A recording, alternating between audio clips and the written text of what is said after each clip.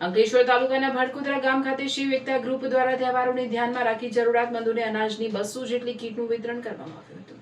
અંકલેશ્વરના ભટકુદરા ગામે આવેલા શિવ મંદિરે શિવ એકતા ગ્રુપ દ્વારા તહેવારોને ધ્યાને રાખી સેવાકીય કાર્યક્રમનું આયોજન કરવામાં આવ્યું હતું। કાર્યક્રમ અંતર્ગત ગામના આશરે 200 જેટલા જરૂરિયાતમંદ પરિવારોને અનાજની કીટનું વિતરણ કરવામાં આવ્યું હતું। જિલ્લા ભાજપના મહામંત્રી પરેશ પટેલ અને ગામના પૂર્વ સરપંચ ભરત પટેલના પ્રયાસોથી આ સેવા કાર્ય યોજાયું હતું। તહેવારોના પર્વમાં જરૂરિયાતમંદ પરિવારોને ઘર વપરાશની આવશ્યક ચીજવસ્તુઓ મળી રહે તે હેતુથી અનાજની કીટનું વિતરણ કરવામાં આવ્યું હતું। શિવ એકતા ગ્રુપ દ્વારા સતત બીજા વર્ષથી આ સેવાકીય કાર્યક્રમનું આયોજન કરવામાં આવી રહ્યું છે। જરૂરિયાતમંદ પરિવારોની મદદ માટે હાથ ધરવામાં આવેલી આ પહેલને ગ્રામજનો દ્વારા આવકારવામાં આવી હતી। આ પ્રસંગે તાલુકા પંચાયત સભ્ય મનુજ રાય, જિલ્લા યુવા ભાજપ મંત્રી જય પટેલ અને આગેવાન પ્રફુલ પટેલ તેમજ ગ્રામજનો ઉપસ્થિત રહ્યા હતા।